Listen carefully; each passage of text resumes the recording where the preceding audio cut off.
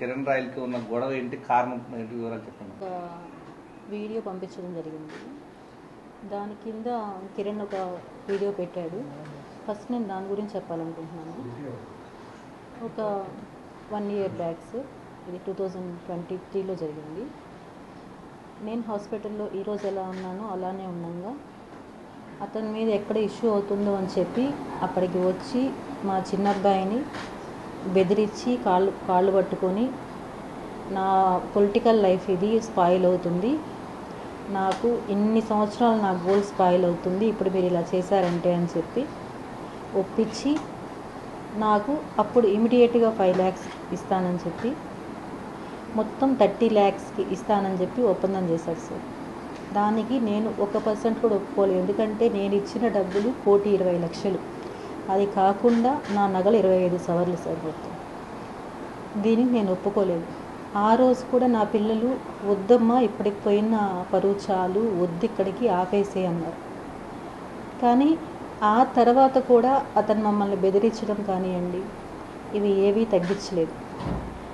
Even నా బిడ్డకి బాగాలేకుండా హాస్పిటల్లో ఉండి సర్జరీ అని కాల్ చేసినప్పుడు కూడా అతను ఎన్ని మాటలు అన్నాడంటే, ఆ వెంకటేశ్వర స్వామి ఉన్నాడు, నువ్వు చేసిన దానికి నీకు తగిన శిక్ష వేశాడు, ఇంతకింతకి నీ బిడ్డలు నువ్వు నాశనం అయిపోతావు అన్నాడు. ప్రతి ఒక్కటి ఇలానే అతను మాట్లాడడం, అతని వ్యవహారం. నాకు అతను ఎలా తెలుసు అంటే, మా అమ్మ వాళ్ళ ఇల్లు ఆంధ్ర కాలనీలో ఉండింది సార్. దాని పక్కన అతను వచ్చి జాయిన్ అయ్యాడు ఇల్లు కట్టుకొని. నాకు అప్పటి నుంచి తెలుసు అతను. 2013 నుంచి తెలుసు. 2013 to 2016 మార్చి వరకు అతనికి నేను ఇచ్చిన డబ్బులు 25 లక్షలు. ఈ 25 లక్షలు నేను ఇచ్చాను అని చెప్పి మా ఆయనకి తెలుసు, మా అత్తమామలకు తెలుసు, అందరికీ తెలిసి గొడవలు అయ్యాయి, చాలా ఇష్యూస్ అయ్యాయి. అయినా అతను ఇస్తానని చెప్పి ఇవ్వకుండా చేసేశాడు.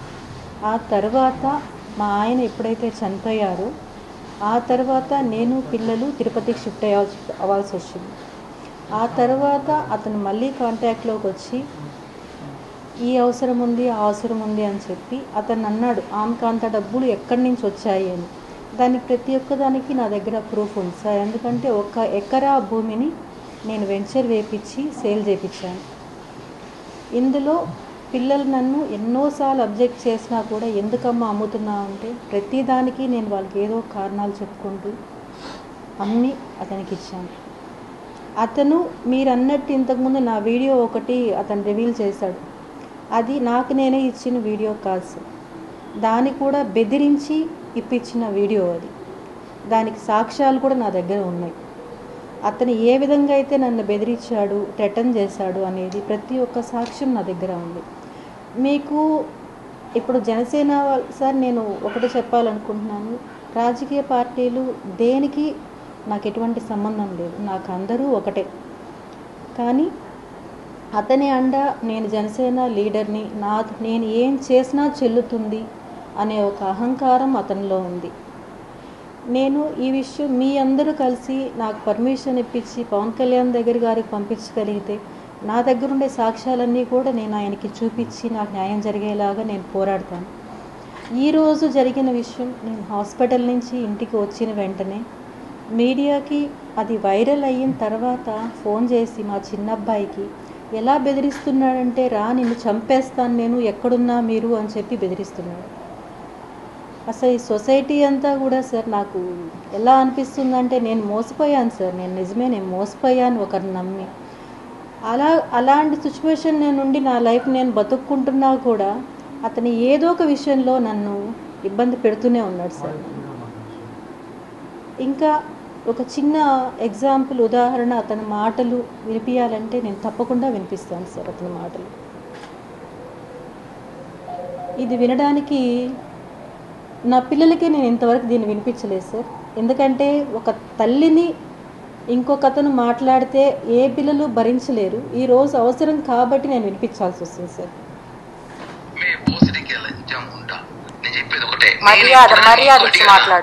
మర్యాద నీకే, మర్యాద లేబర్ ముండా, ఇంక నీ మర్యాద అయిపోయింది, వస్తున్నది రేపు అయిపోయింది నీకు మర్యాద. చాలు, చాలా రెస్పెక్ట్ ఇచ్చి నేను చాలా వరకు కూల్గా కామ్గా ఇన్ని రోజు కామ్గా ఉన్నా.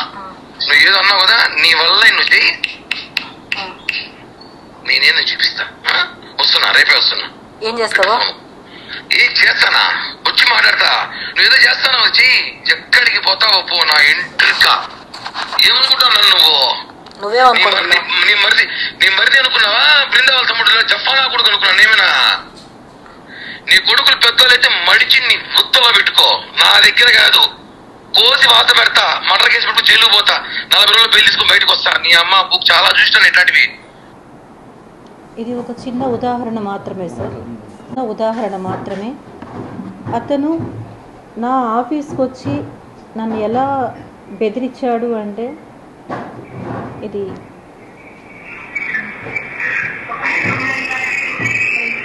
వాయిస్ అతను రావడం, వచ్చి బెదిరించడం,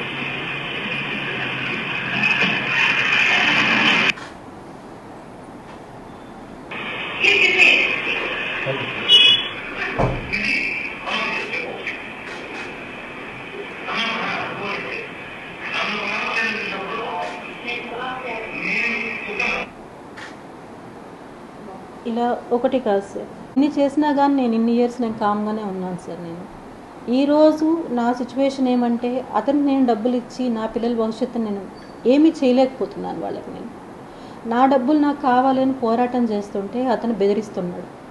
దయచేసి అందరూ నాకు సాయం ఉండి నా డబ్బులు నాకు వచ్చేలాగా చేయండి సార్. Thank you. ఒక మహిళను వేధిస్తూ ఉన్నాడు. తనకు ఇవ్వాల్సినటువంటి 1,20,00,000 రూపాయల నగదు. తిరుపతి నియోజకవర్గం జనసేన